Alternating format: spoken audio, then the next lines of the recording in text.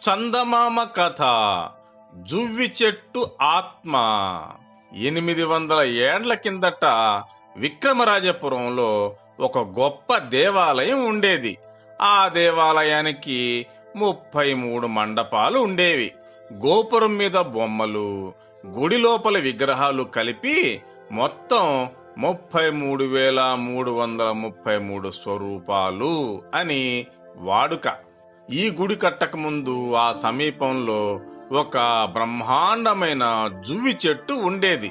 ఆమడ దూరం వ్యాపించిన దాని నీడలో చిన్నపిల్లలు ఆడుకునేవాళ్లు. బాటసారులు అక్కడ విశ్రమించి అలసట తీర్చుకునేవారు. గ్రామ పెద్దలు తీర్పులు తీర్చేవారు.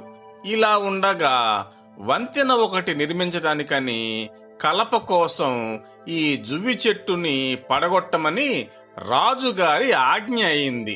ఆ ఊరిలోనే ఆ జువ్వి చెట్టు సమీపాన సుధన్వుడు అనే ఒక రైతు ఉండేవాడు. 100 ఏళ్లు నిండిన ఈ మహావృక్షాన్ని కొట్టివేయడమా? ఎంతమంది జీవులకు ఇది అండగా ఉంటున్నది, ఎన్ని ప్రాణులకు ఇది ఆనందాన్ని కలిగిస్తున్నది. ఇటువంటి దాన్ని కొట్టడానికి చేతులెలా వస్తాయి? దీనిని కొట్టవద్దు. దీనికి బదులు ఎంత కలప కావలిస్తే అంతా మా తోటల్లో చెట్లు కొట్టుకుని వినియోగించుకోండి అని అతడు రాజుకు మనవి చేసుకున్నాడు. రాజు సమ్మతించాడు. అంతటితో ఈ సమస్య ఆగిపోయింది.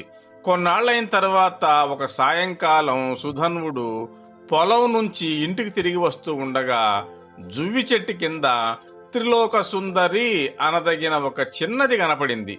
ఆమె అపురూప సౌందర్యానికి అతడు నివ్వెరపోయాడు. అతడు పలకరించుదామని అనుకునేటంతలోనే ఆమె అదృశ్యమైపోయింది. రాత్రంతా అతనికి నిద్ర పట్టలేదు. చిత్రమైన ఈ చిన్నది ఎవరు? ఈ సమస్యే అతని మనస్సును పూర్తిగా ఆవరించేసింది. మర్నాడు మామూలుగా పొలానికి వెళ్ళాడు. కాని పని చేయబుద్ధి కాలేదు. సాయంకాలం ఇంటికి వెళ్ళేటప్పుడు మళ్ళీ ఆ చిన్నది కనిపించింది. ఆశ్చర్యపోయాడు. సుధన్వా, నీ తాత తండ్రుల నుంచి నేను నిన్నెరుగుదును. నీ కుటుంబం మంచి సంప్రదాయం కలది. నీవు మంచి హృదయం కలవాడువు. ఒక్క వాగ్దానం చేస్తే నిన్ను పెళ్లాడి నీ చరణదాసిగా ఉంటాను అని ఆ చిన్నది తన మనస్సును వెల్లడించింది. నేను చేయవలసిన ఆ వాగ్దానమేమిటో చెప్పు అన్నాడు సుధన్వుడు. అందుకామె, ఎన్నడూ నా పుట్టు పూర్వోత్తరాలు నువ్వు ప్రశ్నించకూడదు. పని కలిగినప్పుడు నా అంతట నేనే చెబుతాను అన్నది. అతడు అంగీకరించాడు. వారికి వివాహమైంది. 7 ఏడాది కల్లా పనస పండు వంటి ఒక బిడ్డడు పుట్టాడు. బిడ్డడికి 5 ఏళ్లు వచ్చినాయి. అల్లారు ముద్దుగా పెరుగుతున్నాడు. ఇంతలో మునుపట్లాగానే మళ్లీ రాజాజ్ఞ వచ్చింది. విక్రమరాజపురంలో ఒక గొప్ప దేవాలయం నిర్మించాలని, అందుకుగాను ఈ జువ్వి చెట్టు కలపే కావాలని, ఇందుకెవరూ ఆటంకపరచకూడదని పనివాళ్ళొచ్చారు. పదునైన గొడ్డలు తెచ్చారు.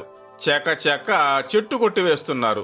ఎన్నేళ్ల నుంచో కనులకు పండువగా ఆ ప్రదేశమందు నివసిస్తూ ఎట్టి ప్రతిఫలము ఆపేక్షించకుండా లక్షలాది జీవులకు ఆశ్రయమిస్తూ ఆనందాన్ని చేకూరుస్తూ ఉండే ఆ మహావృక్షాన్ని తమ వాడి గొడ్డళ్లతో చకచకా కొట్టివేస్తున్నారు. రాజాజ్ఞ ఆపడానికి ఎవళ్ల వల్ల అవుతుంది? మరికొన్నాళ్లు గడిచాక ఒకనాటి రాత్రి చెట్టు కొట్టే శబ్దం వినిపించింది సుధన్వుడికి. భార్య వచ్చి అతని పక్కనే కూర్చొని ఉంది. కళ్ళ నీళ్లు కడవల కొద్దీ ఆమె చెక్కిళ్లపైన జారుతున్నాయి. సుధన్వా, ఇది కల కాదు సుమా. నేను చెప్పే మాటలు నమ్ము. నా మాట యందు గౌరవం ఉంచావు. ఈ 6 ఏళ్ల నుంచి నా చరిత్ర అడగకుండా ఊరకున్నావు. అయితే ఆ రహస్యం వెల్లడించవలసిన అవసరం ఇప్పుడు కలిగింది. నేను ఈ మహావృక్షం యొక్క ఆత్మను. నిన్ను చిరకాలం సేవించుకొని సుఖపెడదామనుకున్నాను. కాని విధి విలాసం వేరుగా ఉన్నది. పనివాళ్లు కొట్టే ఒక్కొక్క గొడ్డల దెబ్బ చెట్టుకు కాదు, నా శరీరానికి తగులుతున్నది. నేను భరించలేకుండా ఉన్నాను. నాకు కాలం సమీపించింది. ఇంక కొంచెం సేపట్లో చెట్టు పడిపోతుంది. నేను చచ్చిపోతాను. చిట్టివాడి చేష్టలు కళ్ళారా చూడగలననుకున్నాను. కాని నాకు ప్రాప్తం లేదు. నా పేరుగా వాణ్ణి జాగ్రత్తగా పెంచుకో. నీవు మంచి హృదయం కలవాడవు, నిన్ను దైవం కాపాడుతాడు. నాకు సెలవు అంటూ భర్త పాదాలకు భక్తితో నమస్కరించి అంతర్ధానమైంది. సుధన్వుడు లేచాడు, బిడ్డడు కూడా లేచాడు. తల్లి కోసం ఏడ్చి రాగాలు పెట్టాడు. పాపం తండ్రి ఓదార్చాడు. తండ్రి కొడుకులు చెట్టు ఉండే ప్రదేశం చేరుకున్నారు. అప్పటికప్పుడే పనివాళ్లు చెట్టు కొట్టివేశారు. కలప అంతా గుట్టగా వేశారు. బ్రహ్మాండమైన మొండెం భూమి మీద పడి ఉన్నది. సుధనుడు కొడుకు ఆ దృశ్యం చూసి వలవలా ఏడ్చారు. వాళ్ళు ఎందుకు ఏడుస్తున్నారో ఎవరికీ తెలియదు. పక్కనున్న నదిలోకి ఆ మాను దొర్లించుకుపోవాలి.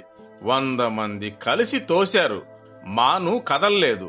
ఊళ్ళో అందరూ వచ్చి కదిలించారు. అది ఎంతమాత్రం కదల్లేదు. పై గ్రామాల నుంచి మహాబలశాలులు ఎంతో మంది వచ్చారు, ప్రయత్నించారు. లాభం లేకపోయింది. ఏమిటి విడ్డూరం అని అందరూ తెల్లబోయారు. ఆ రాత్రి రాజుకు కల వచ్చింది. సుధనుడికి ఆ మహావృక్షానికి గల సంబంధం వెల్లడైంది. వెంటనే రాజు మేల్కొన్నాడు. చెట్టు కొట్టవద్దని సుధనుడు ఎందుకు ప్రాధేయపడ్డాడో ప్రజలకు తెలియజెప్పాడు. ఇప్పుడేమనుకుంటే ఏమున్నది?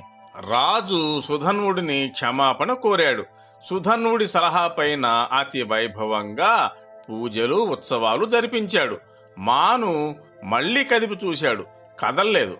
అప్పుడు సుధన్వుడు బిడ్డడితో, నాయనా, అమ్మను పలకరించు తండ్రి, నీవంటే అమ్మకు ప్రాణం, నీ మాట కాదనలేదు అన్నాడు. తండ్రి కోరిన ప్రకారం అప్పుడు చిట్టివాడు మానుపైన చెయ్యి వేసి అమ్మా అమ్మా అని పిలిచాడు. ఆ వెంటనే మాను కదిలింది. వేల కొద్దీ బలశాలులు కదిలించలేని ఆ మాను చిట్టివాడు చెయ్యి వేయగానే ఇట్టే కదలటం చూసి అక్కడ చేరిన వారంతా నిశ్చేష్టులై జలజల కన్నీరు రాల్చారు. తరువాత ఆమె పేరుతోనే రాజు ఆ జువ్వి చెట్టు కలప ఉపయోగించి ఒక గొప్ప దేవాలయం నిర్మించాడు. విక్రమరాజపురంలో 800 ఏళ్ల కిందట 33 మండపాలతో 33,333 విగ్రహాలతో వెలసిన ఆ గొప్ప దేవాలయం ఇదే.